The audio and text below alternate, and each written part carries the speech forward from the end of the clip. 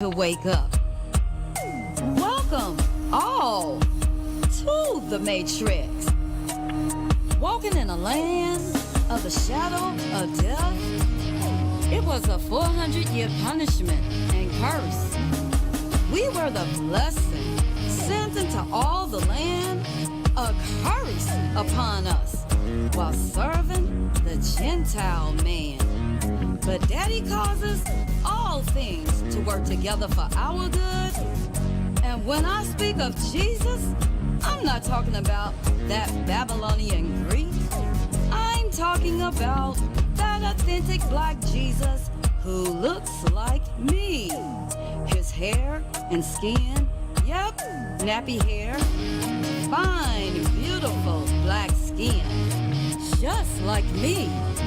We left the Middle East and went into the coast of Africa, into the land of Benin, where the slavers came to capture. We were stolen out of the land and sent into the waters of affliction, into the bellies of slave ships. Away, away, away we went. Into slavery, our ancestors were sent. A blessing was sent out into all the world, 'cause we are God's children, the blessed ones. The blue pill was ours. Docile we became, horrified, vilified. Spiritual darkness rules the day. Brokenness was our portion. Yokes on our necks, chains on our hands and feet. A 400-year penalty was assigned to us as meat. Look at how the world treated their blessing with atrocities. We are the righteous, a righteous generation. Want to know why you so righteous? 'Cause they came and got us from our own land. And unsuspecting people, clueless about their plan, and treated with disdain. What did we do to them that they pour scorn on us like rain? There is no justification. They came and got us. They will have Jacob's troubles. That's what Daddy God said. Before he brings us out of our punishment, he will visit them who put us in bondage. Those Gentile captors, yeah, that old slave masters. Raging wildfires that have a life of their own. Tsunamis, multiple earthquakes hit in Mexico. Wintry snow cyclones and hurricane superstorms, taking that old transatlantic slave trade route. 400 years soon to complete. Red pill, wake up. You've run out of time to sleep. Wake up, Jacob. You are Israel. We are the valley of dry bones. It's time for your resurrection. Wake up to who you are. You are the original Adam, and I am the original Eve. That's what they've been hiding. The proof we come from antiquity. Our identity was stolen and everything taken from Shem. When we were exiled, we left a vacancy. It was filled by those Gentiles pretending to be us. Imposters, posers, imposters are in the land. They cut us off from our name and hid the knowledge from where we came. That's why they have tried to poison our pineal gland. 'Cause in due time, we light up. So yes, in Jesus' name, we must pass this cup. The veil is rent, the curtain torn in two. Now we can see behind the scene into the matrix. All the fallacies created by a man-made label called white people. In a blink of an eye, this all flips over. The last is first, so take your rightful position. Gentile rule is at its end, and Humpty Dumpty can't be put back together again. We ain't in the land of Oz, and This ain't Kansas. When we come out, they show in.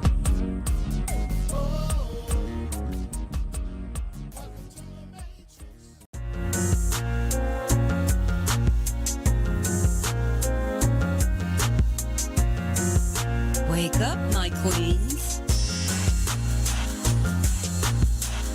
You are the beautiful. You are the beautiful black queen.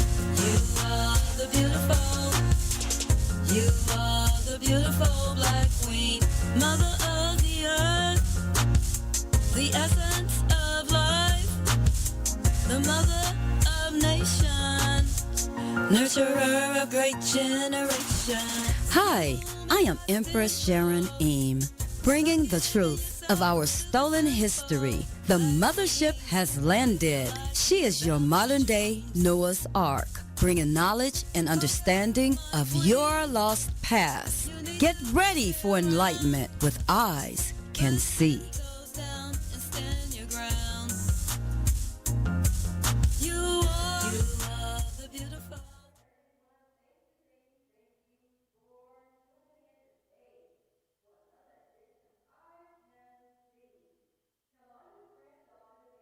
Y'all, come on, sit around so we can get into this message about our stolen identity, what has happened to us as the true 12 tribes of Israel.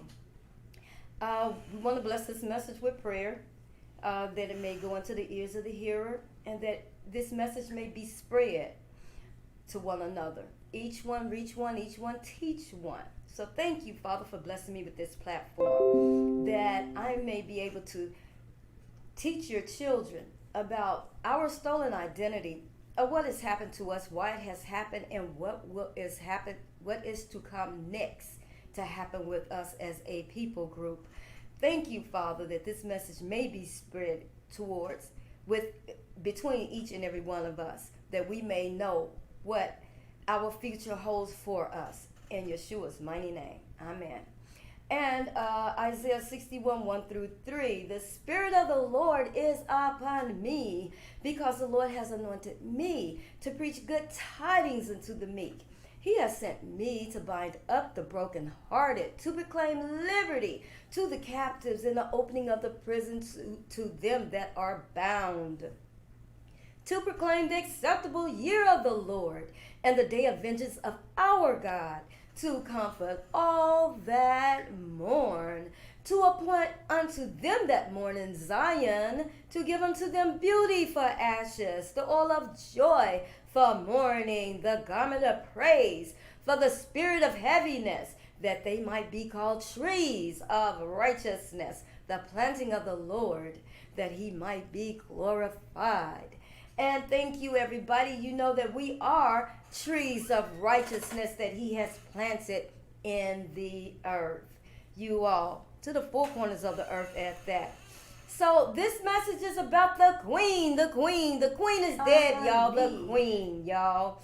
So I just want to give you all some background history on the queen, on Europe, on what has happened, especially with us as a people. You know, I show you pictures of what Black Europe used to look like before it fell into the hands of the Gentiles, who we see now, you know, the queen and, you know, everyone there that, you know, are in control today. So, before y'all get all teared out about the queen, here's some things that you should know, okay? So, she was on the throne for 70 years. She just had her 70 years jubilee, y'all. You know, a rainbow arced, you know, through the sky on her solemn day of departure. Now, what do rainbows mean, y'all? Rainbows mean a promise. A promise that Yahweh will not flood the earth again, right? That's what we know that the a rainbow means. But a rainbow, to me, in this circumstances, this situation, means that Yahweh will restore us back to all that was taken from us through colonization, everything that was stolen and erased about us through colonization. It signifies the end of an era. That's what that rainbow means to me, you all. You know, Yahweh's promise, you know. So, because he did promise to restore us, you all. We are already redeemed through the finished work of Yeshua.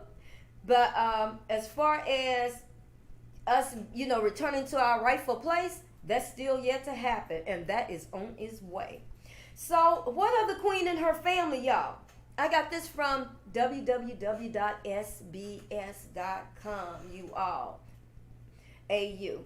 So, here's a brief history of the British royals and their alleged Nazi connections. Y'all know that they had some Nazi connections that they try to keep quiet, So, the Duke and the Duchess of Windsor visit Adolf Hitler in Germany in 1937, y'all.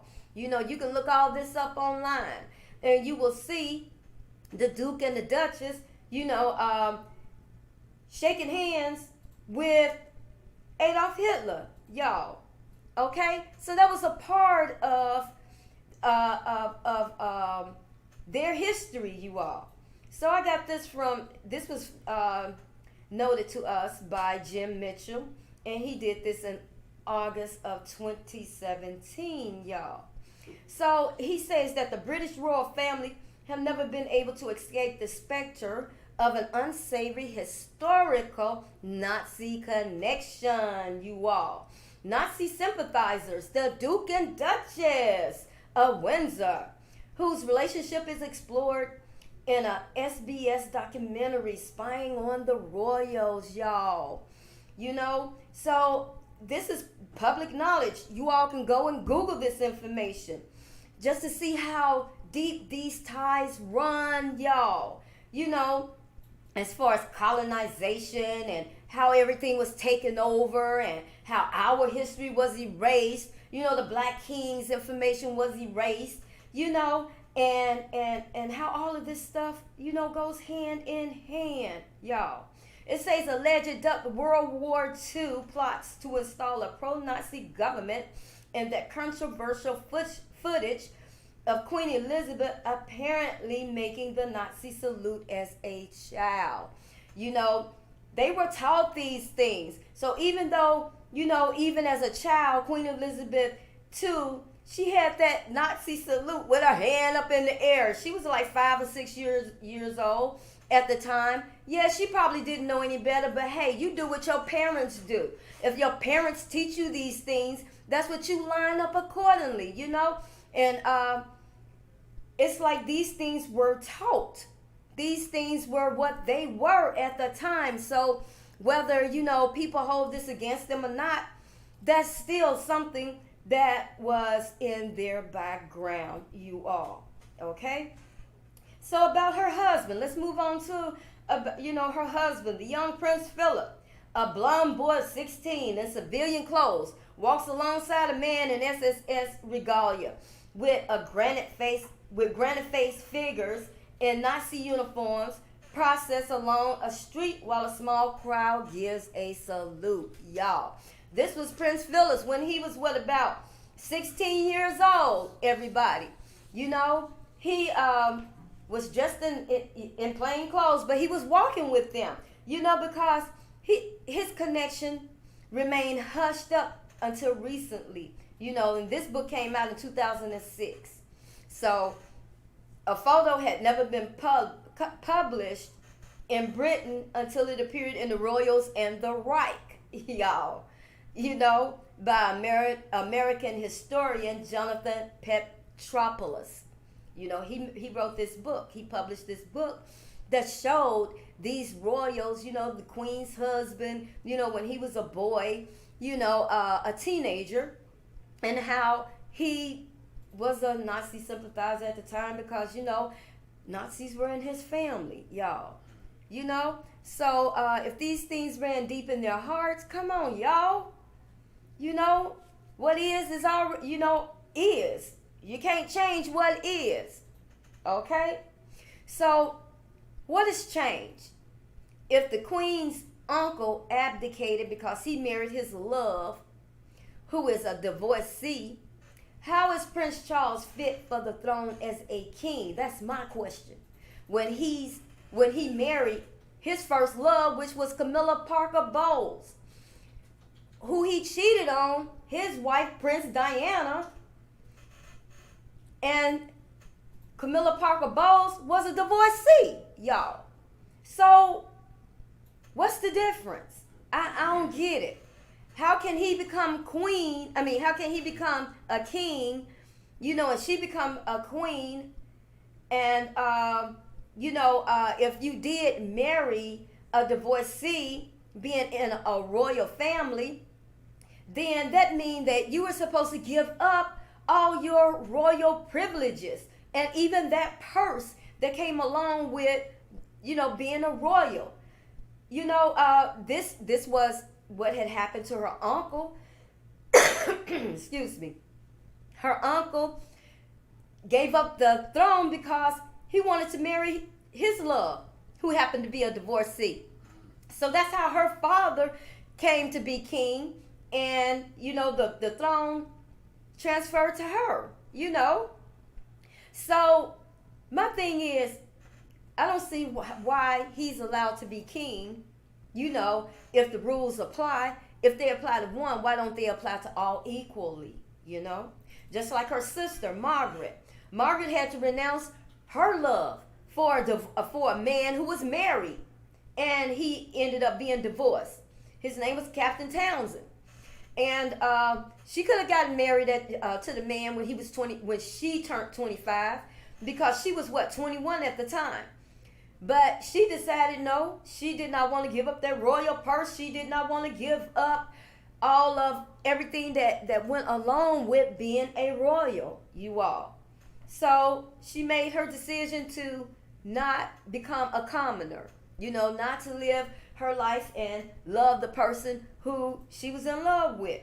When she had to make a choice between the royal purse and that title of being a royal, she stuck with the title and the royal purse, y'all. Okay? So that's my thing about Prince Charles, who's now become King Charles. I don't see his reign lasting a long time, because if they have to stick so close to the rules of what applies to them as royals, I don't see his reign lasting that long. I don't see him being king that long. And then we are in a time of change anyway. Our 400 years are up, and what our 400 years has to do with, the king and queen of Europe and everything that's dealing with this, you'll find out that one is tied to the other, you all. So I just don't see that he will, really be successful in his reign. I really don't see this. And one other thing about these royals, they became royals because of our disobedience, you all, that led us into the fallen position that we are now in today. We find ourselves in today, y'all. They did not reinvent the wheel. All they did was step into the lives of the black kings and queens and the royals, y'all. Okay? They just took over their identity. They assumed their names and their titles and their castles and their wealth. So let's look at these kings and their wealth. But first, let's show them the carriage, that golden coach. Show them that golden coach, because I printed out this picture, y'all, of the golden coach. Now, who does this golden coach look like, y'all? Whose signature is this? You know how we do things. When we do things, we go big, y'all. Everybody gonna see what we do. You know that is a coach of a black king. This is a black king's coach. She even said that this coach was horrible. In a 2018 BBC documentary titled "The Coronation," Queen Elizabeth II called this coach horrible, y'all, because this is something that black folks do, y'all. You know, we got to be seen. We got to show you we have wealth, you know. So the gold coach was commissioned in 1760 for King George III. King George III was a black man, y'all. Okay? And this coach has been used during the coronation of every successful monarch, including Queen Elizabeth II in 1953, y'all. Even Buckingham Palace, y'all, belonged to a black man, y'all, to black royals, you all. Even though, you know, in this painting, you know, in this coach, they have a painting on it, you know, yes, you know, they had to rechange everything, you know, to make it look like them, that this is something that they came up with. But y'all know this is our signature all day long. This coach, and it's gilded in gold. It's a thin covering of gold leaf over, you know, this coach. You said it was King George III? King George III, yes. Which was a black man, y'all. Okay? So let's go through these kings and their castles, or castles that they built or were built for them, y'all. The Moors built these castles. You know, they call all black folks Moors at the time. Moors weren't just the black Arabs, you know, Muslims.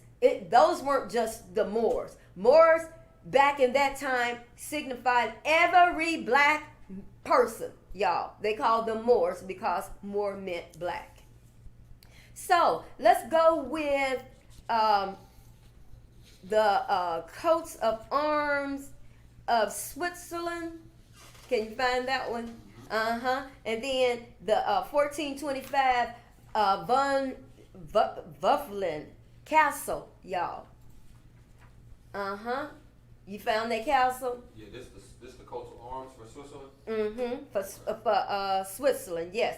This is a castle in Switzerland, y'all. This is what our black folks built, y'all. This came from us, y'all. And y'all gonna see we going back to what was taken from us, y'all. Okay?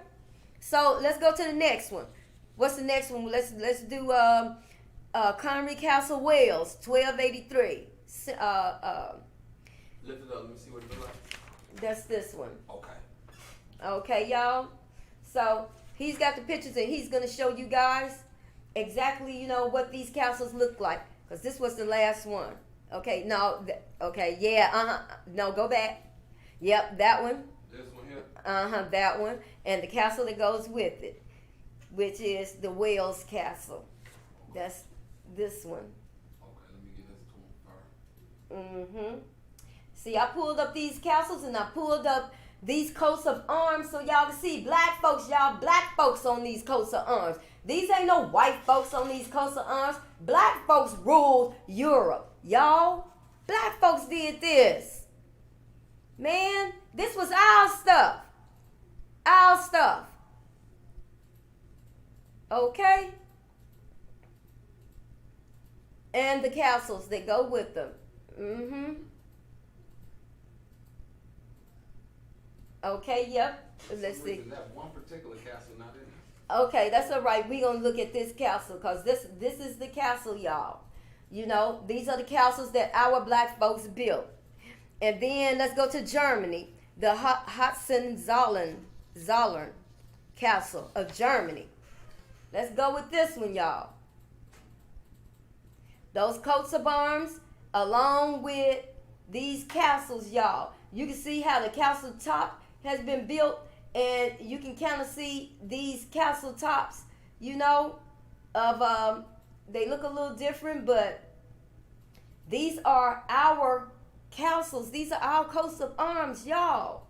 Okay? And then we have one from England. Okay? And these castles are all throughout England and Europe, y'all, and the British Isles, y'all. All throughout, just like we find pyramids everywhere. We find these castles that were built by black folk, y'all, because we once ruled y'all. Come on now. We got to know who we are, where we come from. Then we got this one from Edinburgh, Scotland. This is one from Scotland, y'all. And he's going to show you when he gets to that picture. All of these castles, y'all. Well, you know, I just pulled these up so you all can see what these look like and how black folks built these, y'all. So come on, y'all got to know who we are. Now go back to the France. That's this one. See that? Beautiful castles, y'all. Look at the coat of arms.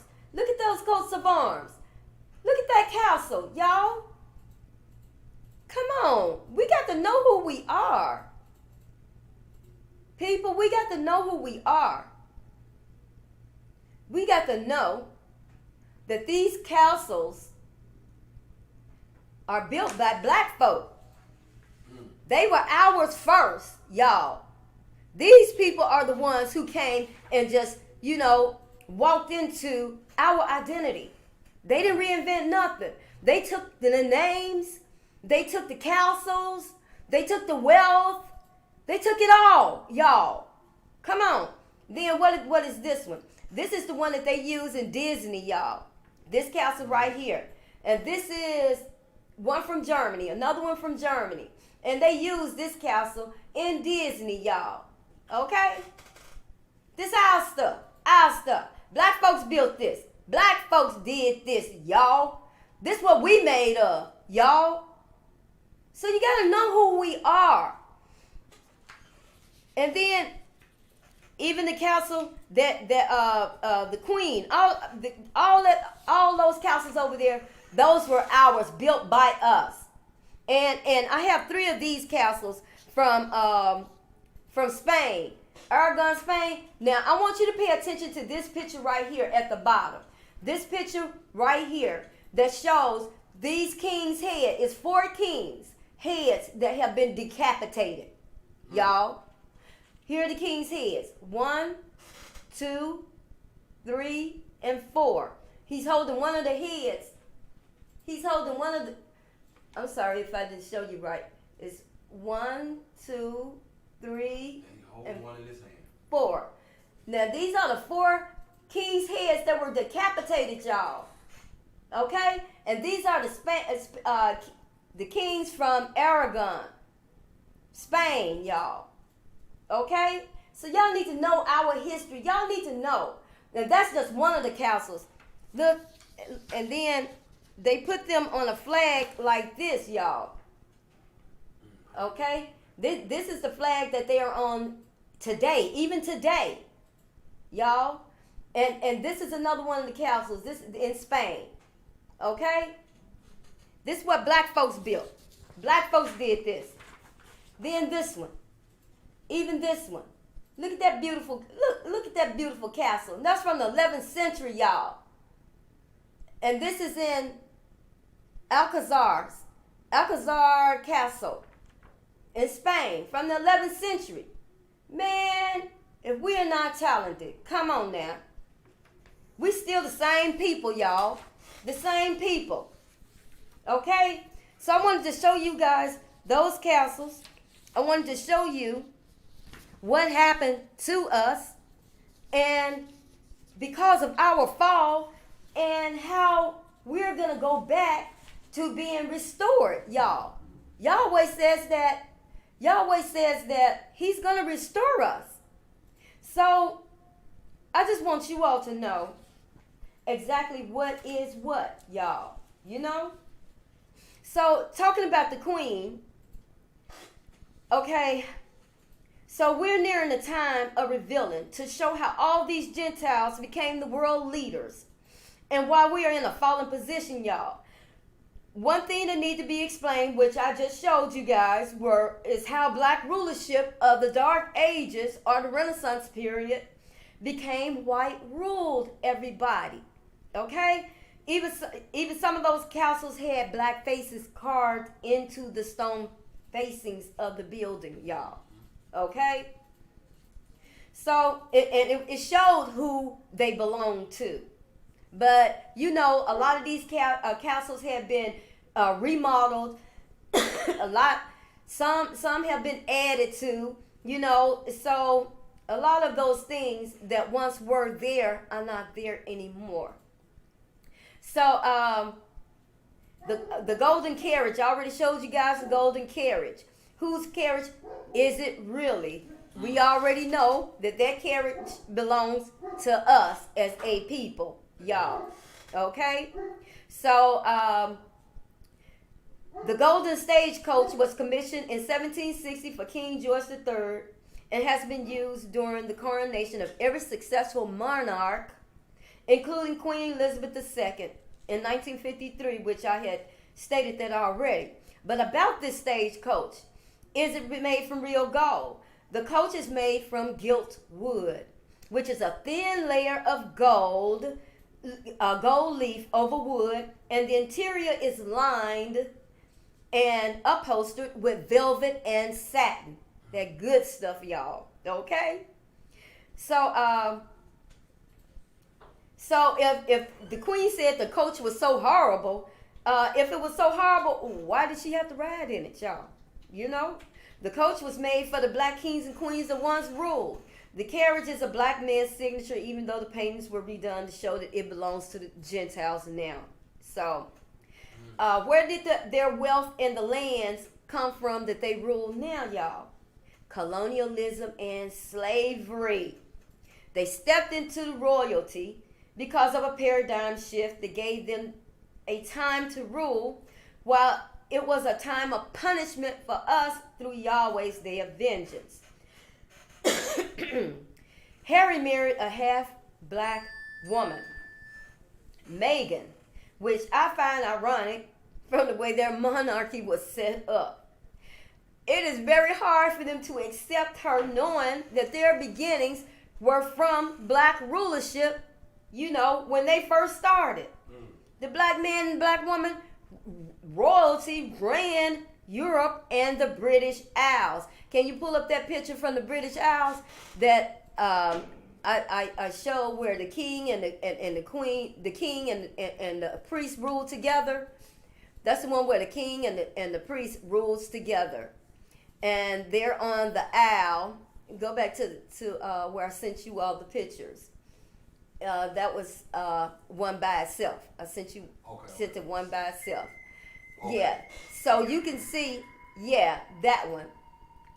So you guys see how the king and the queen rule. I mean, the king and the priest rule together. A king could not rule without a priest, and a priest could not rule without a king. And speaking of that, the queen became head over the church, y'all. Even though Rome took over the church as well, and they became the East and the West. Catholicism. What do you call them? I can't think of their names right now. It's no big deal. But Rome took over the church. They, instead of them being a nation, they became the church, y'all. They took over the church. And I want to really get some things straight, too, about where the land of Israel truly is. I'm learning as well, you guys. When I'm teaching you guys, I'm also, researching. I continue to research, so I can give you correct information. And when information becomes known to me, then I have to correct the things that I tell you guys. And what I have been teaching you all is, that map in the back of your Bible? That is his story map, y'all. They changed. I'm not saying that the information is wrong. I'm saying that the map that they're using is wrong. The Bible is not wrong. The information that they have used, how they took that map and they placed Israel in the north central part of Africa. Well, Israel and all of the Holy Land, all the cities from the Holy Land is not in the northeastern part of Africa, y'all. It is in the southern part of Africa, y'all, where South Africa is. and you all can research it and do the research yourself and find out more information about that, because on YouTube they now are showing us maps, and you can get these maps from Princeton, you all. Princeton.com, go on their website, University of Princeton, and you can look at these maps that the cartographers have made and see how they have changed through the centuries, through the time. You know, when the League of Nations came together to take over Africa, to part Africa, the continent of Africa, well, you know, the maps started to change. You know, and they started to change the names of things. Then they started misplacing different things. They started, you know, they did a whole lot. They did a whole lot to keep us confused, so we wouldn't know where we come from, y'all. So that part of Israel that they fighting in right now, talking the Israelites against the Palestinians, that ain't even the part where we come from, y'all. They over there fighting over some stuff that they trying to say, you know, well, they have to fight the Palestinians and all that to prove scripture or whatever. All that ain't even true, y'all. That's a made up mess of his story, y'all. So as we go on, I'm gonna give you more information about exactly. I'm gonna show y'all maps exactly where we come from, okay? Because just like in Ezekiel 20 and 35, it says that we will go to the wilderness of nations, which is on the continent of Africa, where we were taken from, you all. Okay, so getting back to the queen and how they walked into, you know, our goods and wearing our names and, you know, assuming our identity right now with our wealth, y'all. Okay? So, as I said, Harry married a half black woman, and they can't really get over that because they know where their beginnings came from. They know this was a paradigm shift. They know that they were poor and became rich because of our fall, everybody. So how rich is the royal family? The royal family wealth is built on slavery, you all. And in the U.S., they are $88 billion rich. In Britain, they're still $88 billion rich, y'all. While the queen has an estimated personal wealth of $470 million, which is now the king because the queen is dead. Okay, so the family itself has a combined net worth of $88 billion according to Forbes. And that was listed June 3rd, 2022. So the slave trade made Britain rich. They traded sugar cane, tea, silk, paintings, art, jewels, sugar, cotton, perfume, and tobacco, y'all. Okay? So some of them luxurious perfumes, even Murray shoes, y'all. Black man all day long, Murray shoes. Come on. You know we do skins, you know. Y'all know that the fashion is even created by us. They come to our neighborhoods. They come to you know, the inner cities to look and see how we dress. Look and see what you know, our style is. And then they copy it, y'all. So they continue to make money off us hand over fist, y'all. Okay?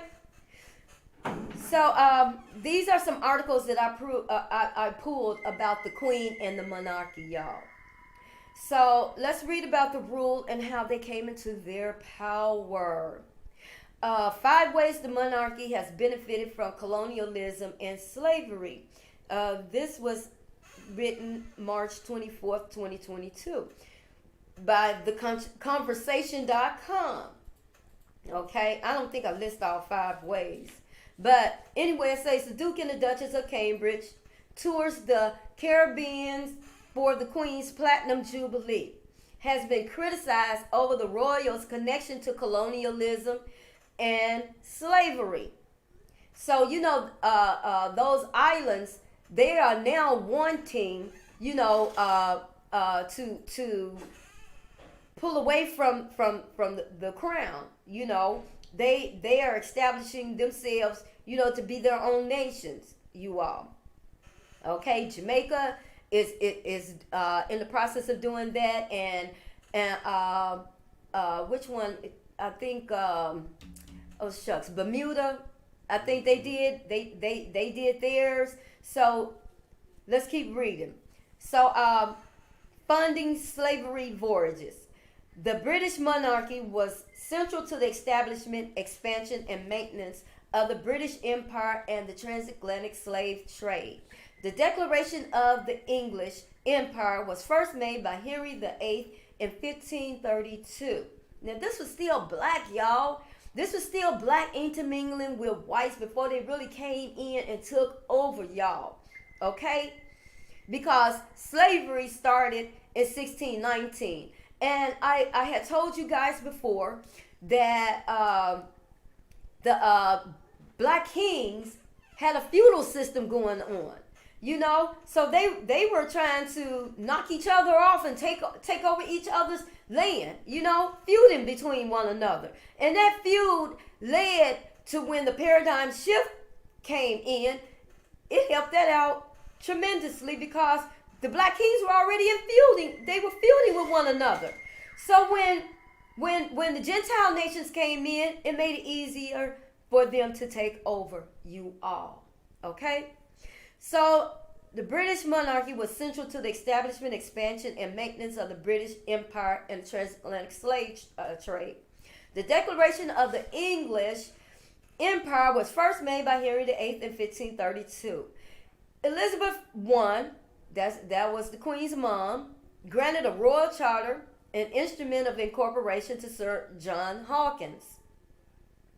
Okay, widely considered one of the first English traders to profit from the slave trade. No, they couldn't have been her mom.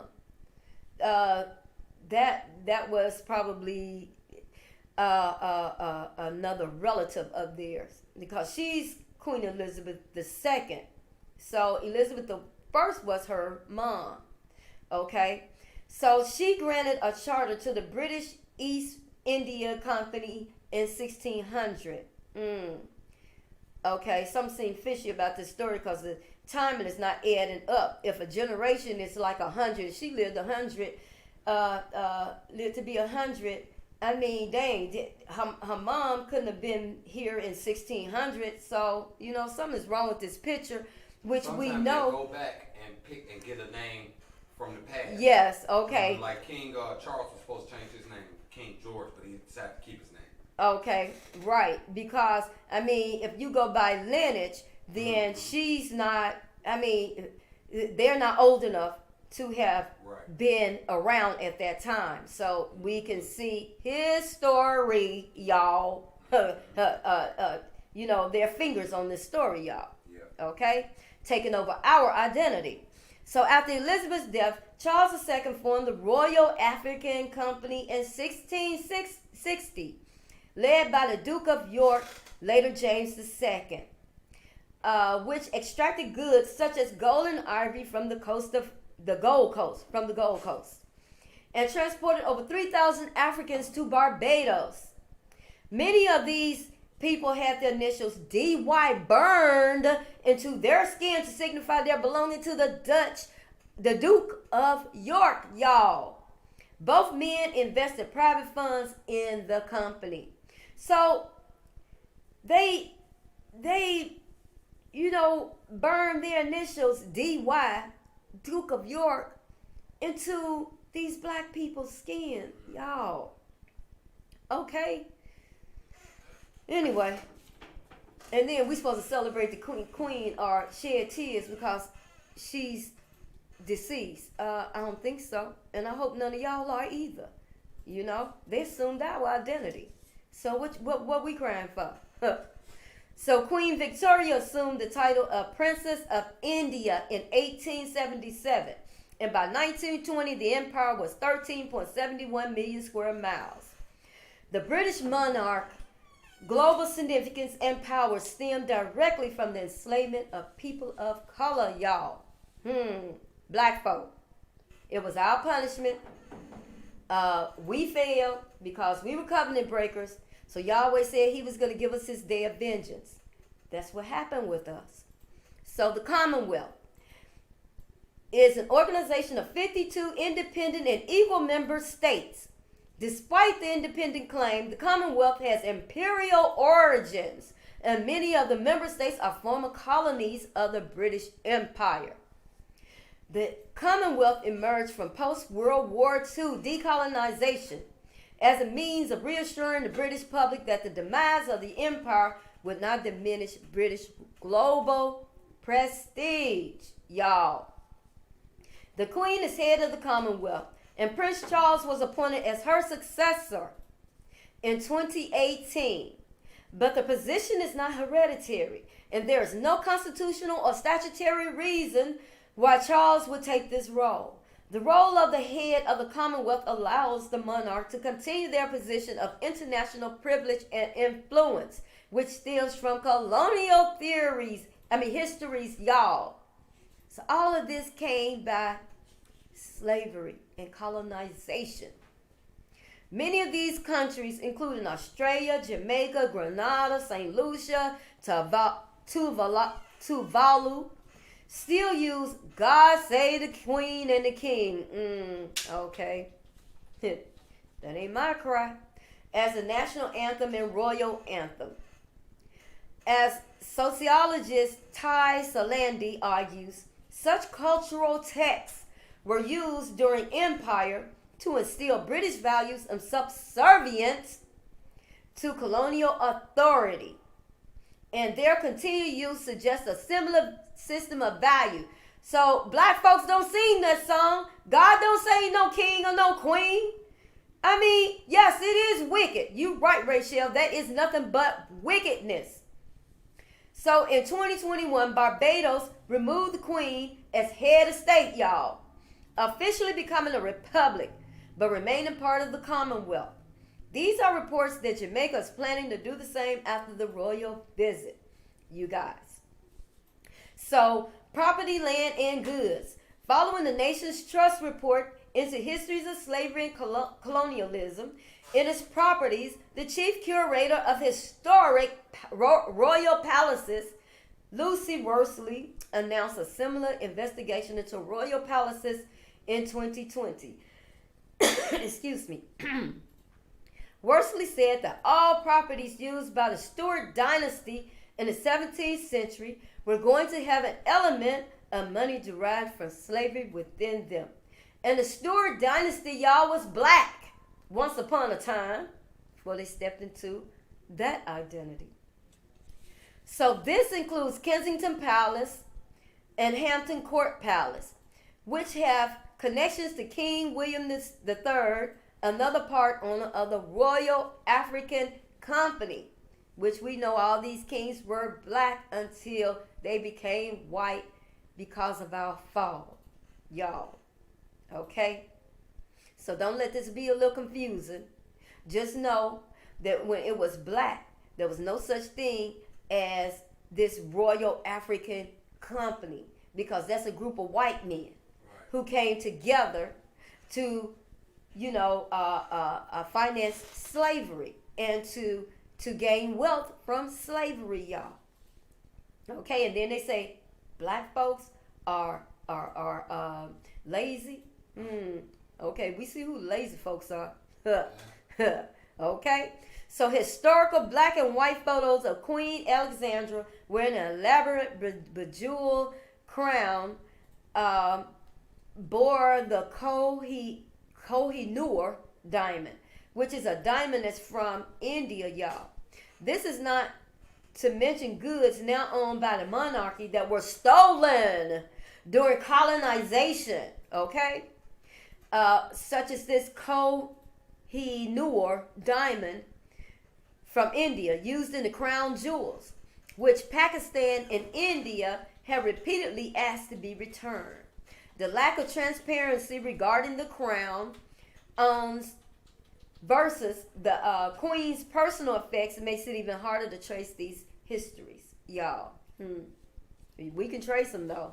They left enough breadcrumbs for us to be able to trace what has truly happened, y'all. See, all of this is Satan, you know. He used these people. These are his children that he used in this time of Gentile rule, y'all. And you can find this generation called Gentile rule in Luke 21 and 24, y'all. Okay?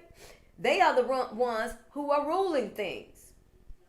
So our imperial family, in a speech in 1947 in South Africa, then Princess Elizabeth, which we're talking about Queen Elizabeth II, declared she would devote her life to service of our great imperial family to which we all belong.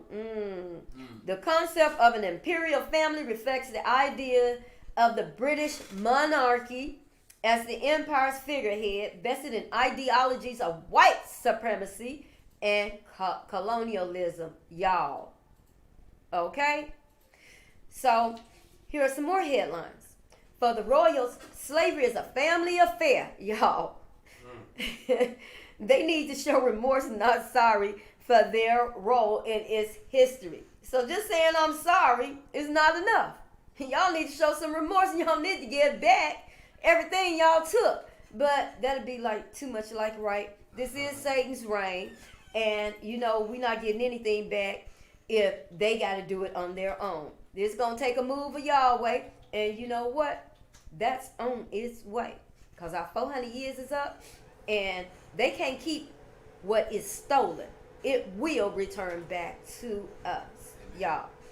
So I got that. They need to show remorse and not sorry for their role in history from the globeandmail.com. Okay. So the Queen's stolen wealth from African slaves.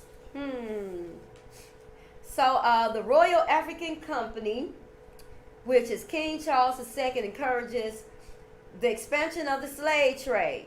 He granted a charter to a group of men, the Royal Adventurers, all white men, y'all, Gentile men, Caucasian men, who later became the Royal African Company, the RAC. The King and the Duke of York backed this enterprise by investing private funds. The charter stated that the company had the whole entire and only trade for buying and selling, bartering and exchanging of, for, and with any Negroes, slaves, goods, wares, and merchandise whatsoever. The king therefore gave full support to this system of trading. Now that's after we have fallen, y'all. Okay? So the first royal company, the first Royal African Company ships sailed from Liverpool to Bristol to develop their commercial activities along the West African coast. Over the next 2 centuries, these two cities grew from the profit of the slave trade. London and the slave trade. All over Britain, families benefited from the Atlantic slave trade. Bristol and Liverpool were the most important ports. Approximately 1.5 million enslaved people, about half those taken from the British, from Africa, taken by the British from Africa, were carried in ships from Liverpool. London was also one of the main trading centers, particularly in the earliest years of the slave trade, because of the transport link provided by the River Thames and the London docks. Merchants based in Blackheath, Deptford, and Greenwich handled some 75% of sugar imports. A number of Londoners closely involved in the Atlantic slave trade developed their businesses in this prime location. For example, Ambrose Crowley, an iron merchant, produced manacles and irons for tethering slaves on ships. John Angerstein, so-called Jewish, a Blackheath merchant and founder of Lloyd's of London, owned estates in Granada. The Pratt family, master shipbuilders in Deptford, built many of the ships that involved in the Atlantic trade. Woodlands from their estate, today Pet Woods, provided timber for the shipbuilding business. The East Indian Company also had built ships built at Deptford. Guns for slaves. The slave trade had a major impact on the British economy. Ships loaded with goods left Britain for the West African coast. Their commodities were bartered all over. Their commodities were bartered for all manner of tropical products, including humans. Military supplies were regularly shipped to forts in West Africa. Royal African Company schedules revealed a methodical record-keeping system for exchanging brass rods, cutlery, and guns manufactured in Birmingham. The historian F.W. Hackwood argues that the West African slave trade was the chief supporter of the gun industry in Wednesbury and Darlaston. And gunsmiths in the Midlands produced more than 150,000 guns, which British ships exchanged annually for Africans. Y'all. So you see why the gun industry is as powerful as it is. Look where it got its start from, you all. Okay? Because England was the mother country, and everybody, that came from there came here, and either they were slave owners or they were if they were poor, then they were the the one who watched the slaves. You know who I'm talking about. So they had some part in dealing with slaves. Are keeping slaves in bondage, y'all. If they weren't a colonizer themselves, y'all. You have to understand what happened. So, how many slaves did the royal family own, the British royal family own? 17th century Charles II granted a charter to the Royal African Company, and his brother James II would later become its governor. Under royal blessing, the company became the largest single slave trader in British history, bringing perhaps 100,000 captive Africans to the Americans before 1713. Okay, so this report was from March 25th, 2022. And as a historian of slavery, this came from the Guardian.com. So we must know what has happened to us, why it has happened, and that we will be restored. That's why I believe that rainbow was there, during the passing of the queen, because she ended an era, y'all. She comes from an era of colonization and slavery that took over the world during that time. And it lasted 400 years, y'all. So they are actually walking in an identity that they took. They took these identities and they wore these people, identity, gained their wealth, took over all their lands and their castles and everything else. So they didn't get rich because they had the brain to get rich, or they came up with some discovery to get rich. No, they bought into the slave industry at the time. They became the enslavers, y'all. So that's the story of the British royals, y'all. It came from us. We were the original royals, and we're going back to being the royals when Yahweh released us from our, his day of vengeance, which he's going to overturn that and put it on the world. Because he said that Jacob, this will be a time of Jacob's trouble, and Jacob will be saved out of it. We're Jacob, y'all. So we will be saved out of, what we are into. So I've come to the end of another broadcast of Eyes Can See with your host, Empress Sharon, mother to Israel. So I want you guys to be blessed, enjoy your weekend, and spread this information so that we can all wake up together to know what has happened to us and what is soon to happen with us, y'all. We're not going to be left in this situation, y'all. So spread this information so we can all be on the same page. And I love you all, and Bye for now. Shalom. The beautiful black queen, you are the beautiful. We are a village.